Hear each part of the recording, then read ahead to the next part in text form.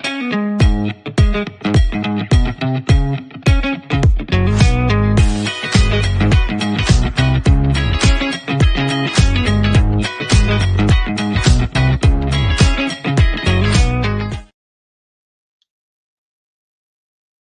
evening, welcome to Leicester Fan TV. Welcome to the show tonight. You caught me off hot there a little bit. Welcome to the show. We've got so much to talk about tonight. Obviously, it was yet another defeat against Arsenal on Saturday. I want your views, we want your comments on that. And really, we've got to start to look forward to the massive game, which is Brentford on Friday. So there's a lot to talk about. What is going on at Leicester City? We can talk about the protests if you want to. And I'm going to be joined very, very shortly by a Leicester City legend. And that word is used a little bit too often sometimes. But Ally Mauchlen, he is a legend. He certainly is to me. And I know a lot of you will want to have a chat with him. What does Ally think about what he's seeing on the pitch today? And what was it like back in his day? So join us for the next 30 minutes. Get your views in, get your comments in. And don't forget, click on that link and you can come and chat to Ally Mauchlen.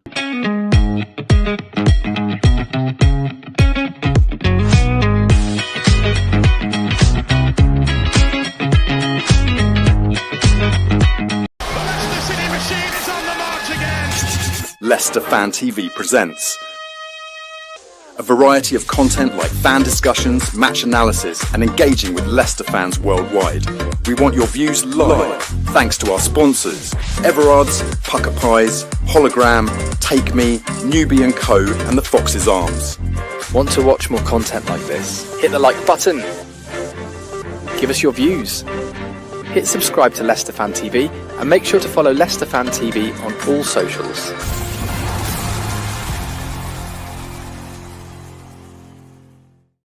Yes, good evening, welcome. Get your views in, get your comments in. What is it you guys want to talk about? We've got Leicester legend Ally Mauchlen joining us in just a few moments.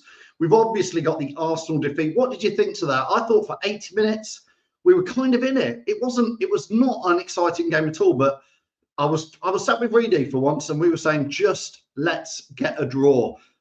Didn't happen. What do you want to say about the Arsenal game? Obviously, Brentford, we use these words as well a lot. Must win. Is it a must win against Brentford on Friday? We'll have your score predictions. But most of all, just comment your views. Whatever you want to talk about tonight, we'll get it on screen. And I've shared the link. So, yes, if you do want to come on, there's the link. Come and chat with me. Come and chat with Ally Mauchlen. Ask us any questions you want tonight. Nothing's off topic.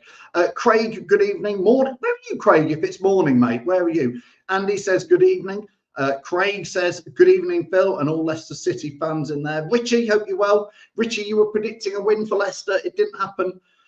Richie says Leicester played well on Saturday. I wasn't at the game due to the protest and demonstration. Watched the game on TV. What did you think in the end, Richie? It wasn't too bad, but it's yet another defeat. I'm losing track how many defeats we've got. Jane, good evening to you.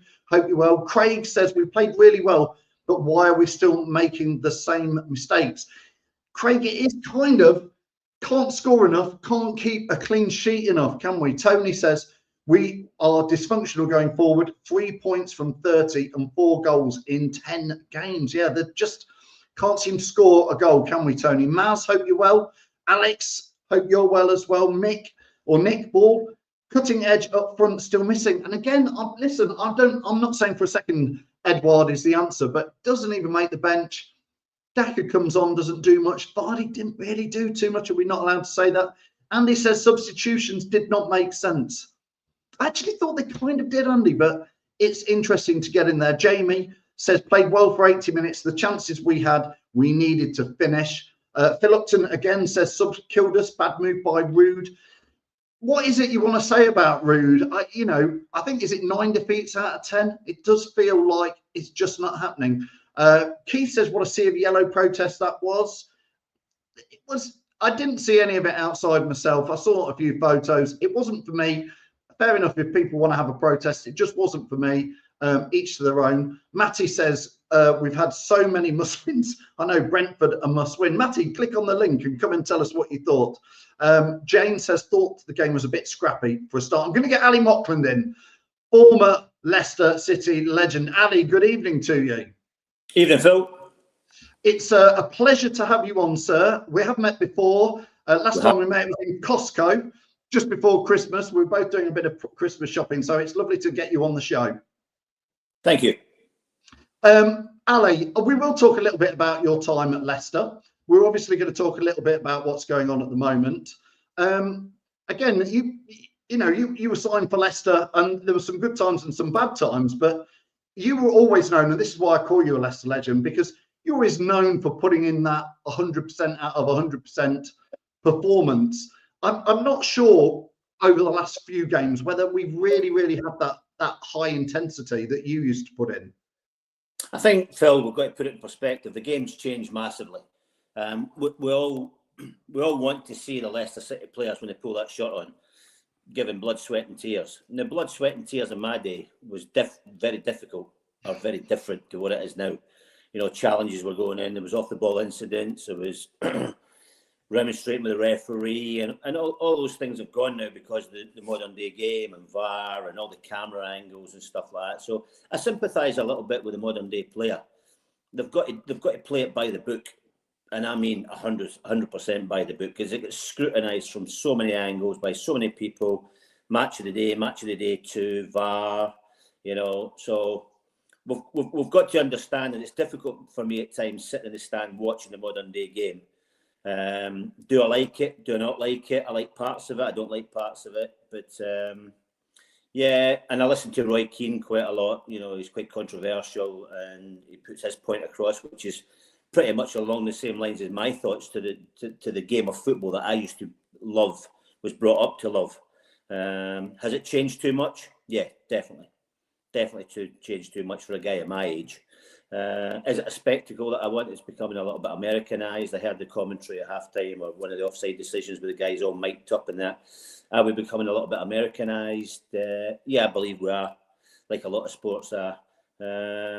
But what does putting a shift in look like for a modern day player? Yeah, listen, I'll use Wilfred Ndidi as a prime example for me. When Steve Cooper was here, we played him in that that number 10 role, and it didn't suit Wilf at all. He tried to replace Maddison. Maddison had a bit more guile and saw a pass a wee bit better than Wilf. Now that Wilf's back in that anchor role in midfield, he's become himself again, and he's instrumental to us going forward. We need Wilf on the side. Yeah, indeed. A few comments here for you, Ali. Keith says, watch your ankles, everyone. Ali's here. Tony says, Ali would be better up front. Lots of comments coming in here. Richie says, good evening, Ali. My dad remembers you playing for Leicester City. It's been one of those things, Ali, isn't it? Well, I agree the game has completely changed. And a lot of people, obviously my age, remember watching you. And I guess one question is, Ali, how many minutes would you last in most Premier League matches before you got that first yellow card, do you think? Probably less than 10. Yes, probably less than 10. And that's where I'm coming from, tackling properly. I see defenders coming out to close the ball down at the box with their hands clasped behind their back, jumping with their arms straight by their side as if they've got them in their pockets. There's so many restrictions on the modern day player. Their mindset, it's not natural anymore. Going into a tackle, a sliding tackle, and your trailing foot takes the player out. Well, I'm sorry, but the momentum, your body weight takes you through. I just don't think there's any common sense anymore. And the referees and the officials now are guided by, the laws of the game, and it's not natural. It's not natural. Wait, Ali, a player Leicester have got who probably is akin to where some of your passion used to be is Hamza Chowdhury, who is different, but he plays, like we always say, he played with his like heart on the sleeve type of thing, and yet we let him go. Do you think letting Hamza Chowdhury go to Sheffield, and again he's meant to have had another great game this weekend in the Championship, do you think we've let him go to get game time perhaps if we did get relegated? I just felt he could have played a part. We keep losing, and yet I thought people like Hamza Chowdhury and Will Alves could have featured. Well, I remember watching Hamza as a makeshift centre half a couple of 3 months back, and for me, I'll take some criticism for saying this. He was probably man of the match, and he was putting out a position at centre half. Now, I just think, and I don't want to single out any players by fair means or foul, but there's been a couple of players been going through a hard time, and I thought that Hamza would have fitted in nicely to take the pressure off these players. And you've probably guessed who I'm talking about. One player in particular was, we were conceding goals down the right-hand side, and I just thought, give Hamza 2 or 3 games in that shirt and just see how it transpires. But he went to Watford last year, and he was a standout for Watford. Like you say, he's going to Sheffield United. He'll be a standout there. But your comments about are we bracing ourselves to go down to get him game time? No, I think he'd have been a great addition to the squad like we've got, because we've got Ollie Skip and we've got Winksy, who are very, very similar. If indeed he gets injured, I think Hamza would have been a perfect fit. If Wilf gets injured again, he'd have sat in there and done a great job. Yeah, Ali, just nice to get your thoughts on managers as well. Obviously, was it Gordon Milne signed you? It was, well done, because a lot of folk thought it was Jock Wallace because of the Scottish connection. But yeah, it was Gordon Milne that signed me back in August '85 with Gary McAllister. And then you were you had Gordon Milne, Brian Hamilton, was it? David Pleat? Brian Hamilton, David Pleat, Gordon Lee, caretaker manager, and then Brian Little. I mean, again, I'm not looking for a comment from you here, but a lot of Leicester fans moan sometimes, and I go, God, you don't remember the David Pleat era? Some of those games were pretty hard to stomach. From a player's point of view, Ali, when a manager's under the cosh, I mean, David Pleat was under the cosh at some of it from fans and all sorts. Yeah. Do you as a player, do you feel, because I think Ruud is under pressure now from certain aspects of the crowd, because he just can't buy a win. As a player, what's it like when you think about, the pressure coming on the manager of those sorts of games? I think it all depends on what your take is on the manager personally. Collectively, you want to do well for the team, for the community, for the fans and stuff like that. But I've had 2 instances that I probably won't discuss with you at the moment, that I wasn't really in favour of the manager. I would still die for the jersey because I was Leicester through and through and I wanted to play every week. But two of the managers that you've spoken about just didn't fit the bill for me, and we just didn't see eye to eye. But it didn't detract from me giving everything when I put the jersey on. But you still go out at training. The players talk among themselves, and sometimes the dressing room gets divided on what the thoughts are about the manager. But at the end of the day, when you cross the line at 3 o'clock on a Saturday or a Wednesday night or whatever it is, you want to do the best for yourself, the club and the supporters, regardless of who the manager is and what your take is on him. So it's that personal pride still kicks in when you cross the line?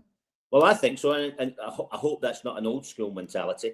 I hope the current players who are pulling on the shirts today still have that mentality.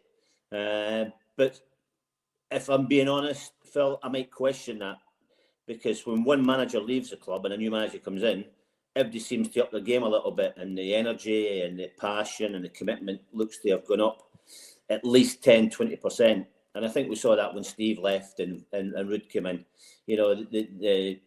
The players looked as if they wanted to play for Ruud straight away. So that questions my mindset, whether they were thinking the same way about Steve before he left. And again, do you think they still do? Because Saturday's game against Arsenal, I thought for 80 minutes, we were well in the game. And then just that last 10, I mean, is that sometimes where quality just sees them through? Arsenal weren't great, but just they kept plodding away at it in a way. Yeah, when teams keep picking away at you, it's hard. You've got to concentrate for 90, and if you switch off against the players of that calibre, I've probably told you a story before. I played in a side that went to Newcastle. We were 4-1 up at Newcastle, and they just kept coming and coming and coming. And we lost 5-4 at Newcastle, been 4-1 up. It's just relentless, and I just think when you play against these top players, you've got to be on it all the time. You can't switch off, and if you do, that's what happens. The substitute comes on. Raheem Sterling gets taken off. I can't believe he came out for the second half, but that's my personal opinion. But the substitute comes on in the next 2 goals. But that's what quality can do. Quality can hurt you like that. Stephen says here, Mad's body language didn't look great on Saturday. Maybe he was annoyed at having to play the long ball out. Tony says there was only one winner Saturday, and it did happen in the end. Stephen Moore says Pep couldn't get us out of this. Ivan Gibbs asks you, Ali, Ali, you'd be a great shout for director of football. Thumbs up. No comment. I'm going to avoid that one. Yeah, I don't blame you. I don't blame you.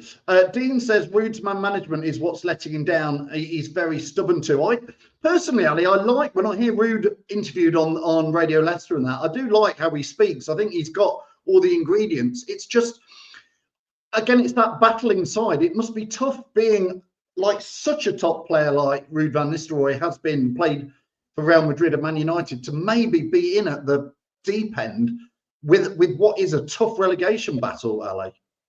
Well, he knew he knew the contract he was signing. It done that. It pulled up the trees at Man United in those 4 games, and he became, somebody that was on the radar of teams like Leicester City and maybe others that wanted to sign him. I just think that, and I don't know from a personal point of view, but just been up at the training ground a few times and watching Enzo and his backroom staff training and how methodical they were. It was a tough act to follow. I'm not saying it's in the same category as who followed Sir Alex Ferguson into Manchester United. I'm not putting it in that scale, but it was certainly a tough act to follow Enzo for what he done. His style of play was different. Not a lot of the fans loved it. They thought it was a bit methodical and a bit boring at times, but it got us where we wanted to be. He won promotion, got us back into the Premier League. So it's been a culture change for the players as well, doing the methodical thing, playing a lot of passes from the back. If you looked at the stats when Enzo was here, I think Mads and the 2 centre-halves had more possession than anybody else in the field. It was very passive. Chelsea do the same. A lot of Premier League teams do the same. It's a Pep way, innit? Everybody wants to play the Pep way, and if you look at the players, it's a difficult way to play. And I think Ruud's tried to go a little bit more direct, as you can see. Mads is hitting longer balls, and to be fair, on Saturday, some of his passing was exemplary. Pinging that diagonal ball out to the fullbacks or advanced wing backs, if you want to call them that. But it's been a tough gig for Ruud. And Ali, Tez says here, fond memories of Ali, talks a lot of sense. It's good to get you on, Ali. Again, going back to your time, Ali, as a player, a week like this, where did you feel when the games were coming, like Friday, we're talking about Friday being a must-win game. As fans, we start to build up for it, and that's all we can think about in our work instead of doing work. As a player, do the managers try and take that out your mind a little bit, or does it build up and you think, yeah, we know with the rest of the games this season, like Brentford at home, we've all got that feeling we do have to get something out of this game?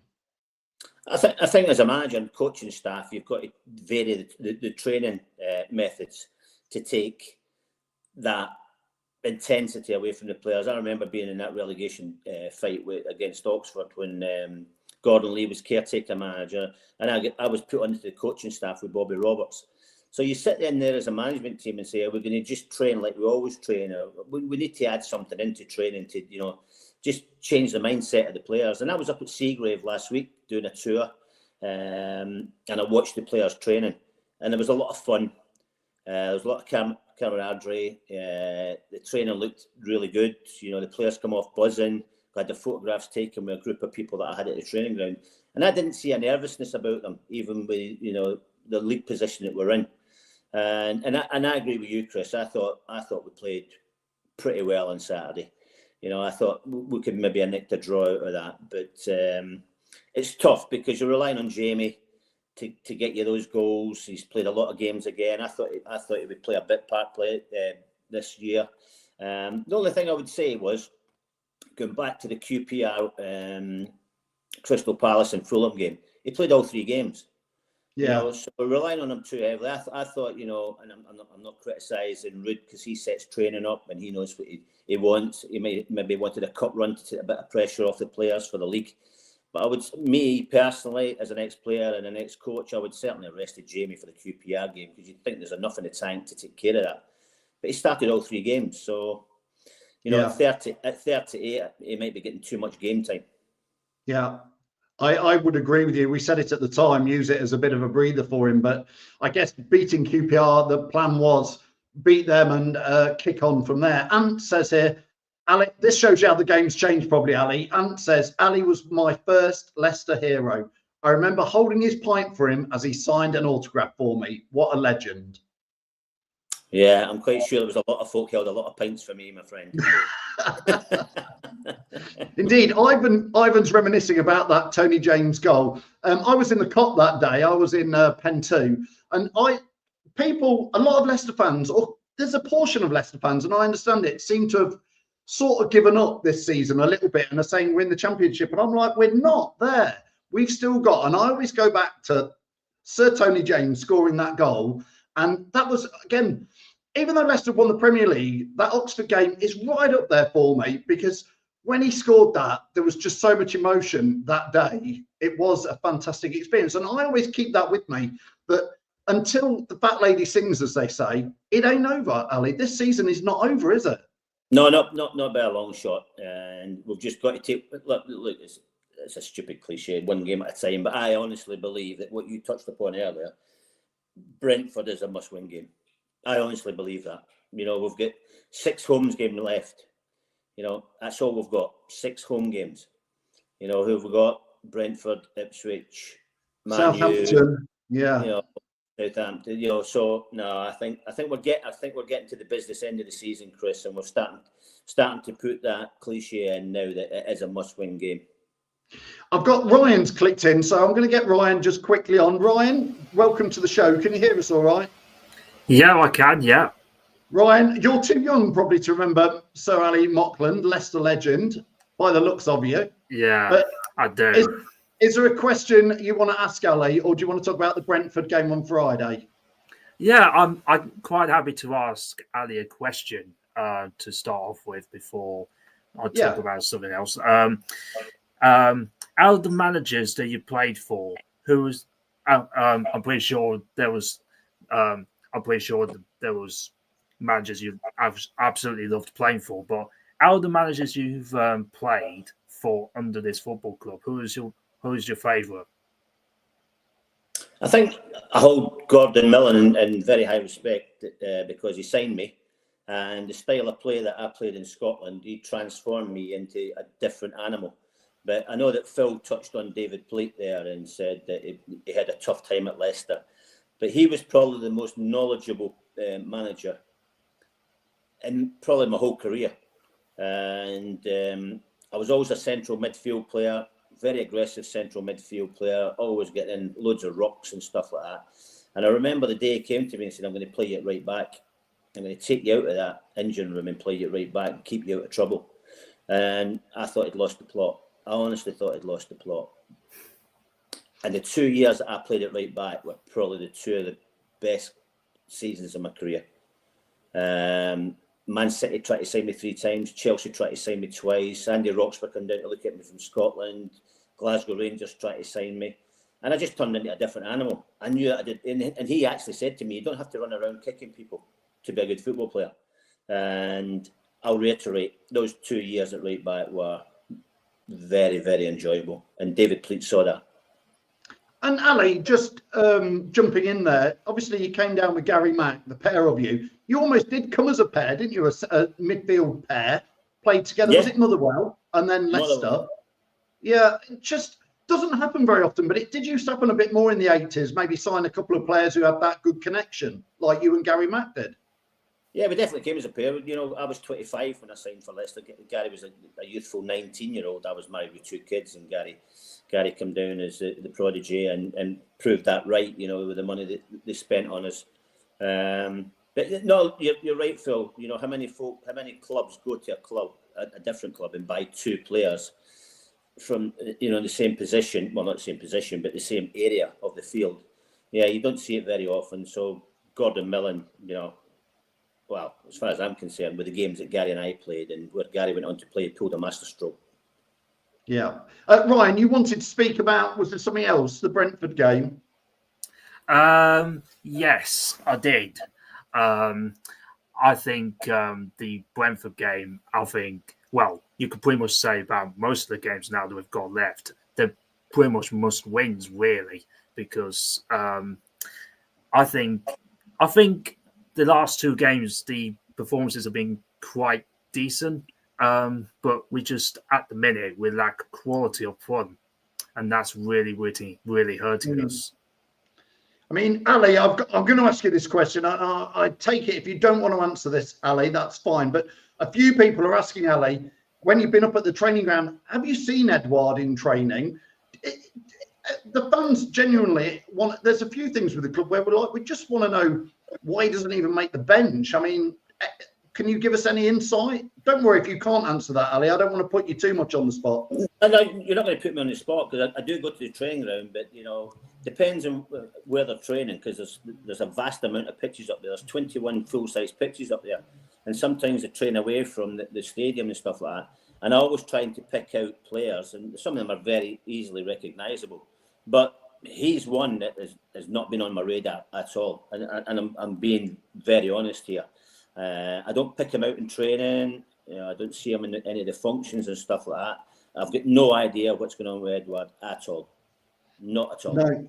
No, that's fine. Thanks for that, Ali. Clibo says, watching on YouTube, Ali was always one of my favourite players to watch.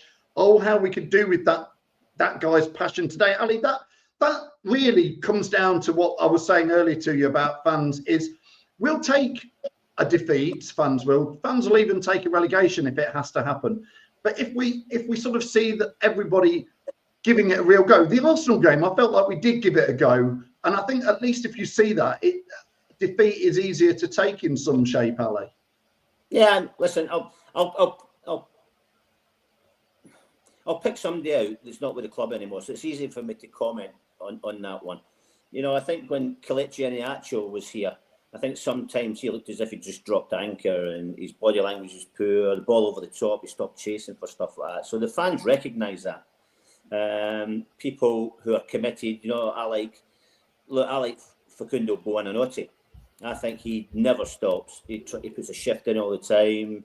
I think he worries the fullback, or sometimes he makes some rash challenges, a little bit naive, but he's a kid trying to learn his trade and stuff like that. So I think the likes of Facundo Buonanotte, who can't get in the team at the moment, I like him. I think he's passionate. I think he wants to do well for the team. So we need that energy. And I'm not saying that Ruud's not right picking him. He sets the training up. He knows what shape he wants to do and training and stuff like that. But he epitomises what I want to see to the end of the season. Buonanotte. And Ali, what are your thoughts on the Brentford game? We've said must win. Just it is a must win, isn't it now? I believe so. And I know the comments that we're getting is that we're lacking up front, but we can't throw any criticism at Mr. Vardy. He is a proper Leicester City legend. What that guy's given us over the years is exceptional. Does he need help? Yeah, he probably does. He ploughs a lone furrow sometimes up there and don't see enough of the ball. Do we need to change the system to get him, more opportunities? Do we go 4-4-2 or do we stick with 4-3-3 or whatever we do? But we certainly need to play in the last third of the park and the remainder of the season. And if that means that Ruud's got to get the lads to get the ball forward a little more and press higher up the pitch, what I thought they did do against Arsenal, I thought we pressed Arsenal a lot higher up the pitch, and the result of that is we played better. But we just need to get Jamie a little bit more help. Do we go with two strikers? I don't know. Yeah, Dawn says Vardy needs service. Ivan says Jake Evans, is he an option to put on the bench and perhaps use him? We've not seen much of him at all, but he's a young lad, so I'm all for having a young lad come on. Ryan, I'm not going to ask Ali this, but Ryan, we're talking about Leicester being a must-win. Where do we go if we don't win against Brentford, or do we not want to even talk about that tonight? I think it's probably best we don't talk about that tonight. I don't think now's the time to do so, really. And what are you expecting from the game against Brentford? Well, it's anything but a win, really. It's got to be a win. Nothing else is good enough. Go on, Ali. I think we just need more of the same of what we saw against Arsenal on Saturday. If we play the same way with the same formation. I think he's brought Caleb Okalai in there because he's a bit more athletic, he's a bit more pace than Vestergaard and Connor Cody. So I think he's more comfortable. And dare I say it, when I was up at the training ground when I met Steve Cooper introduced Caleb Okalai into the side because he said exactly that. He's more athletic, and we need that pace in the back four, playing against top Premier League sides. So I just think, more of the same, and just hope we get the breaks. We had a couple of chances on Saturday, Wilson had a header, and we've had a couple of shots and that. So if we just get that little bit of luck, that changes the game. A few people, Ali, agreeing with what you said about Buonanotte. Nick Ball says Buonanotte seems to come on and change a game. How about we start players like that and make the opposition make changes to come back in it? A1 Hardy on YouTube says, hopefully Buonanotte can start against Brentford. Ivan says 100% effort. That's all we ask against Brentford, with a little bit of luck. Richie Collins is going for a 4-0 to Leicester. Let's get a couple of score predictions in. If you want to let us know what you think the score's going to be, do put in the comments now. I'll go to Ryan first, and then I'll come to Ali. So, Ryan, what is your score prediction for Friday night? I'm going to go 2-1 Leicester. 2-1. We'll take that. Ryan, I'm going to let you go. Thanks a lot for joining us tonight. Okay, you're welcome. Nice to speak to you, Ali, as well. Yeah, thanks very much for your contribution. Appreciate it. You're welcome.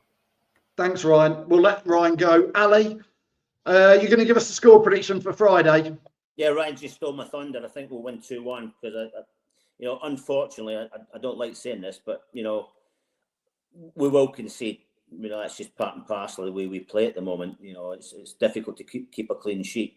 But I do think we'll nick it. I think it's a big night for us. I think the fans will turn up. I think it'll be a full house, and I think we'll get the rub of the green on Friday night. They're a tough team to beat. They've just been to West Ham and won 1-0 at the weekend. It's not going to be easy. They're one of these sides that have just come in and established themselves in the Premier League. I love the Brentford story. I like the Fulham story. I love the Bournemouth story. If we can just grab a little bit of that and just, get us going for the rest of the season, I'll take a 2-1. An ugly 2-1. I don't mind. Ali, sometimes, again, this reminds me of you. Sometimes a season can turn on a spark. And we still say sometimes it can be a big tackle. Sometimes it can be a great save or a lucky goal, anything. Sometimes that season just needs a spark, doesn't it? Absolutely. And it comes in all shapes and sizes, like you've just said. It can come from any individual. But, I just looked, Liverpool weren't at their best yesterday. But Luis Diaz has bundled one over the line with his midriff against Wolves yesterday. Wolves gave them a bit of a scare yesterday. So, that's all it takes. Off somebody's midriff, a deflection, I'll take whatever it takes. I'll take whatever it takes to get that result and get that 3 points on the board, because I watched Wolves yesterday and they're fighting for their lives, and they're making quite a fist of it as well. I think so. Everton bringing Moyes back. They're out of sight. Yeah, they're gone. So it's between us and Wolves. And I think that it's a two-way street. I think the fans have got to react, and I think sometimes you just need a couple of players, a big tackle, win a corner, but then go up to the crowd and be like, "Come on!" And we need to roar each other on. We need to see a bond between the players and the fans a bit. I think it's a little bit delicate at the moment.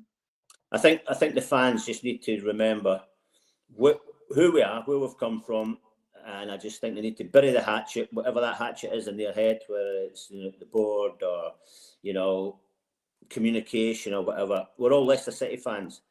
Let's park all that, because it's not doing anybody any good. Let's park all that and get to the end of the season. And if they still feel the same way, voice your opinion at the end of the season when the deal's done, whether we stay up or whether we go down. But this is not the right time to be venting your spleen towards members of the club and whatever else. Let's just galvanise and get to the end of the season. Well, there we go. We heard it from Ali. I tend to agree with you, Ali. I think now is the time we all dig deep and pull as one team. We are Leicester. We go back to keeping the faith and all those phrases that we've used over the years. Let's get a few final comments in, a few score predictions. Craig says 2-1 to City. Ivan's going 1-1. Dave's going 2-1. Andy's going 1-0 Leicester. A lot of positive score predictions, which is good. Phil's going 1-1. He says, sadly, hey, listen, a draw is not the end of the world. Tom says 2-1 with Bilal and Bardi. Alex is going for a Brentford win. Knew there'd be one. Phil Upton is saying go down to an own goal by Brentford. We'd take that in there. Dawn gets the last comment and says, great show, guys. Thank you. Listen, Ally Mauchlen, thank you so much for joining us. I love that last bit at the end there. I agree with you. It's time to just all be as one. People have had a little protest. It's a free world. But Friday against Brentford, let's make a roar. Let's bring back the spirit of Filbert Street, Pen 2, Pen 3, Pen 1, and roar the lads on. That's my thoughts, Ally. Mine too. You just echoed my thoughts as well. We're all Leicester City fans. You know, it's in our blood. Come on, we're good enough. Let's just see it through, guys. We're all Leicester. I love that. Thanks so much, Ellie, and thanks for everybody who's managed to get a comment in. Thanks for Ryan for clicking on, and we'll see you very soon. Come on, Leicester. As Ali says, we're all Leicester. The Leicester City machine is on the march again. Leicester Fan TV presents a variety of content like fan discussions, match analysis, and engaging with Leicester fans worldwide. We want your views live, thanks to our sponsors, Everard's, Pucker Pies, Hologram, Take Me, Newbie & Co, and the Fox's Arms. Want to watch more content like this? Hit the like button. Give us your views. Hit subscribe to Leicester Fan TV and make sure to follow Leicester Fan TV on all socials.